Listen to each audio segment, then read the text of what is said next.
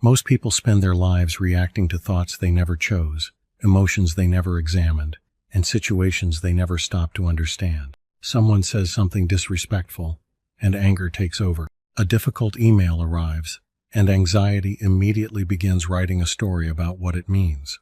A family member crosses a boundary, and instead of responding with intention, you replay the conversation for hours. But the Stoics understood a different way to live.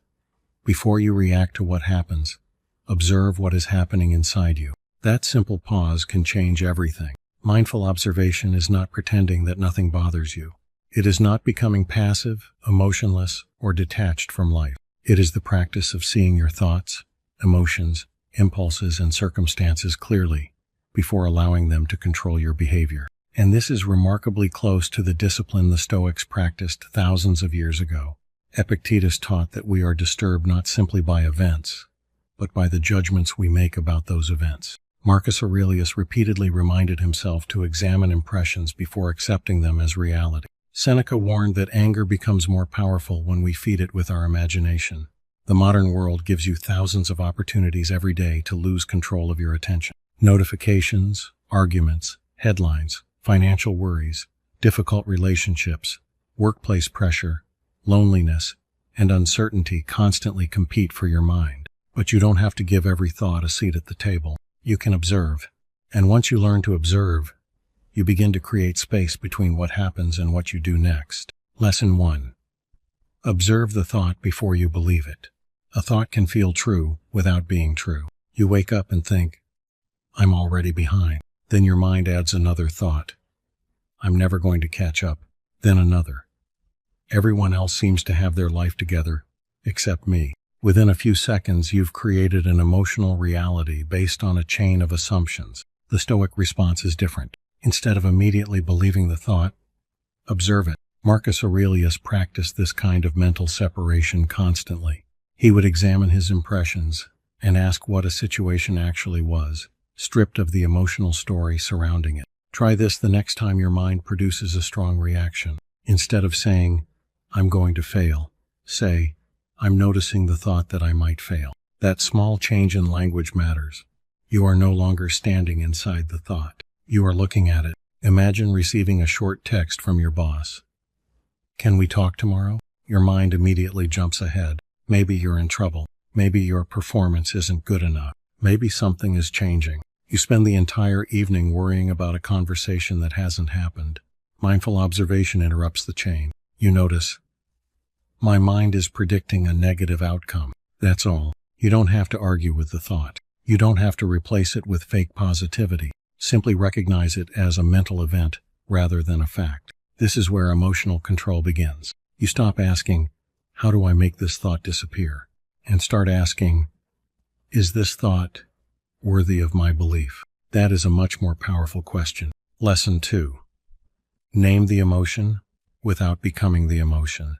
One of the most useful forms of self-control is surprisingly simple. Name what you're feeling. I am angry. I am anxious. I am embarrassed. I am disappointed. I am afraid. The purpose isn't to suppress the emotion. The purpose is to create enough distance to examine it. There is a profound difference between saying, I am an angry person, and saying, anger is present right now. The first turns a temporary state into an identity. The second recognizes it as something passing through you. Seneca understood how quickly anger could take over when it was allowed to become part of the story. Once anger takes control, your mind begins collecting evidence to justify it. You remember every past offense. You interpret innocent comments as insults. You start preparing arguments for conversations that haven't happened. Observation breaks that momentum. Imagine someone in your family repeatedly criticizing your decisions. They make another comment, and you immediately feel your chest tighten. Your first instinct is to defend yourself. Don't. Not yet. Notice the physical experience first. Your jaw is tense. Your shoulders are tight. Your heart is beating faster. Your mind is producing the urge to strike back. You don't need to obey that urge. You can simply say, internally, anger is here. Then breathe. This is not weakness. It is discipline. A person who cannot observe an emotion is easily controlled by it. A person who can observe an emotion has options, and options are freedom. Lesson 3. Watch your body before your mind escalates the story. Your body often knows you're becoming overwhelmed before your conscious mind admits it. Your shoulders rise. Your breathing becomes shallow. Your stomach tightens. Your hands become restless. Your face becomes warm. You start moving faster, speaking faster, thinking faster. These signals are opportunities. Instead of waiting until you're completely overwhelmed, learn to notice the first physical signs. Marcus Aurelius wrote about maintaining inner steadiness even while circumstances remain difficult. That steadiness doesn't mean your body never reacts. It means you learn to recognize the reaction before it becomes behavior. Consider a stressful afternoon at work. You've been interrupted 5 times.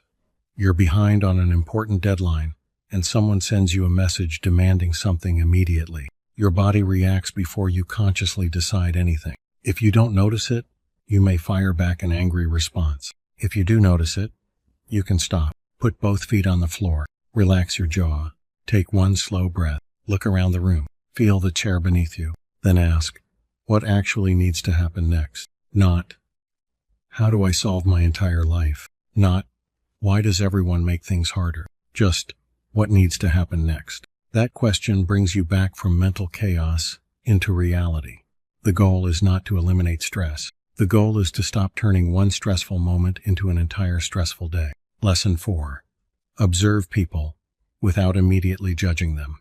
This may be one of the hardest forms of mindfulness because other people trigger some of our strongest reactions. A rude coworker, a manipulative relative, a friend who constantly complains, a partner who pushes your buttons, a stranger who cuts you off in traffic. The instinct is to label them immediately. Selfish, stupid, toxic, disrespectful, impossible. Sometimes your judgment may be accurate, but observation asks you to take one additional step. Instead of immediately asking, what's wrong with this person? Ask, what exactly are they doing? That's a completely different question. Suppose someone repeatedly interrupts you during meetings. Instead of thinking, he has no respect for me, observe the behavior. He interrupted me 3 times while I was speaking. Now you have something concrete. You can respond to behavior instead of reacting to your interpretation of someone's character. You might calmly say, I'd like to finish my thought, and then I'd be happy to hear your perspective. That's a boundary. And boundaries become much easier when you stop fighting imaginary battles inside your head. Epictetus emphasized the importance of focusing on what belongs to you. You cannot control another person's personality, maturity, manners, or motives, but you can control your response. You can leave. You can say no. You can reduce contact. You can stop explaining yourself. You can remain respectful without becoming available for disrespect. Mindful observation doesn't mean tolerating toxic behavior. It helps you recognize it clearly enough to respond intelligently. Lesson 5. Observe the story your mind creates about the future. Anxiety is often imagination traveling into the future and pretending to be certainty. What if I lose my job? What if my savings aren't enough? What if my health changes? What if my children don't need me anymore? What if I retire and feel useless? What if I end up alone? These questions can consume enormous amounts of mental energy. The Stoics didn't recommend ignoring the future. They recommended preparing for reality, rather than suffering through imaginary versions of it. Seneca frequently reflected on uncertainty and the possibility of loss, not because he wanted to become pessimistic, but because contemplating uncertainty could reduce its power. So, when anxiety appears, observe the prediction. Say, my mind is showing me a possible future, not the future, a possible future.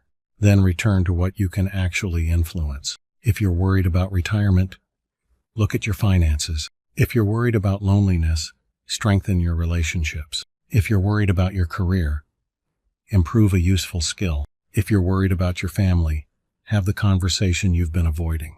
Observation should lead to action, not endless introspection. You observe the fear. You identify what is within your control. Then you act on that portion. Everything else gets released. Lesson 6. Create a pause between provocation and response. There is a tiny space between what happens and what you do about it. Most people never notice it. Someone insults you and you answer. Someone criticizes you and you defend yourself. Someone ignores you and you send another message. Someone disagrees with you and you try to win.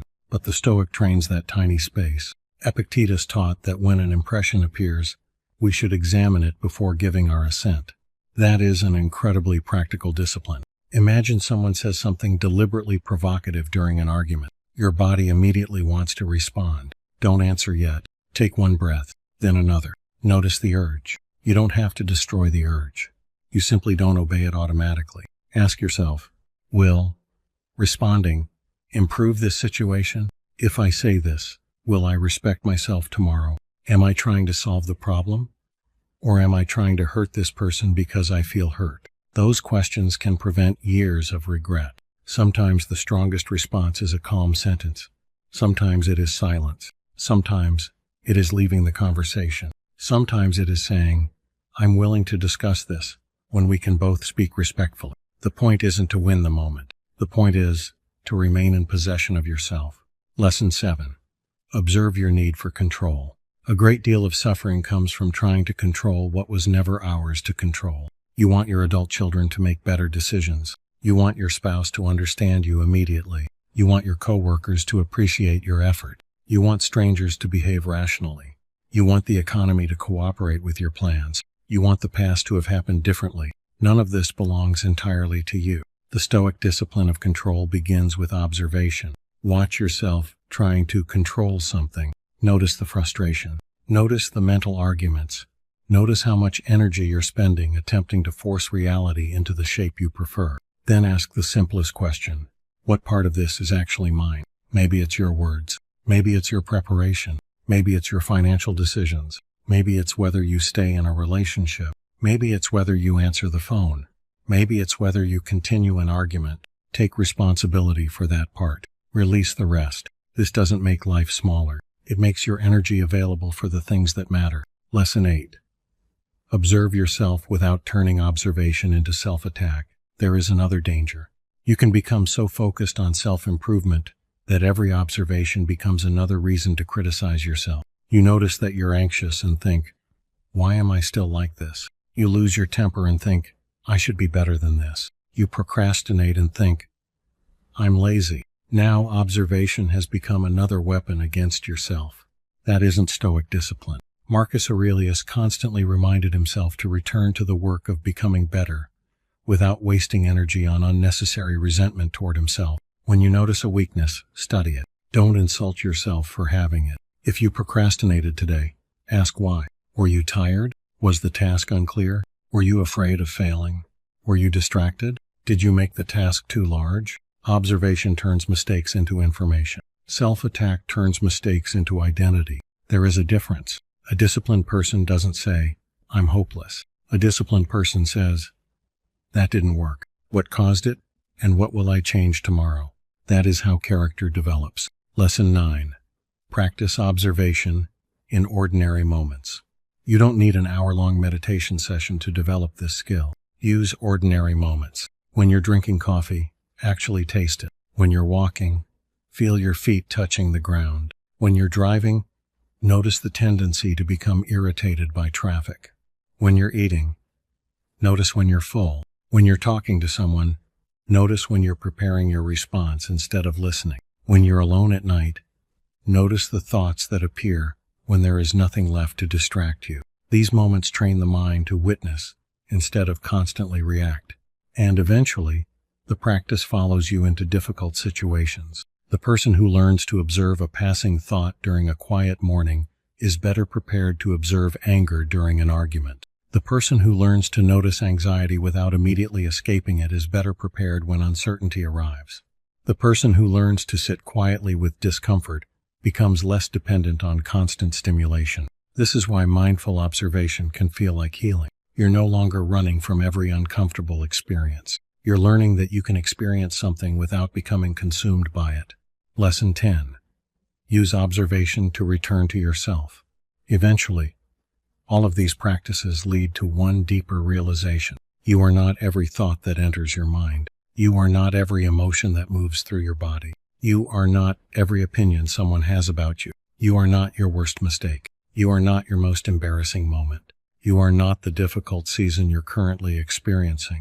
These things may be part of your experience, but they do not have to become your identity. This is where Stoicism becomes more than a philosophy. It becomes a way of standing inside your own life. When circumstances become chaotic, you return to what you can control. When anger appears, you observe it. When fear predicts the future, you examine it. When someone crosses a boundary, you respond deliberately. When you make a mistake, you learn from it. When life changes, you adapt. And when you don't know what to do, you stop for a moment and observe. That pause may look insignificant from the outside, but internally, something important is happening. You are taking your attention back. You are taking your judgment back. You are taking your response back. And slowly, you become less reactive and more deliberate, less dependent on circumstances, less vulnerable to other people's moods, less frightened by your own emotions, more capable of sitting with uncertainty, more capable of saying no,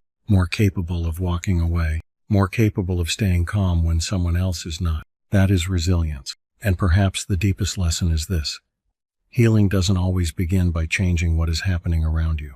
Sometimes it begins by changing the way you look at what is happening within you. So tonight, or tomorrow morning, choose one moment when you normally react automatically. Maybe it's an annoying email.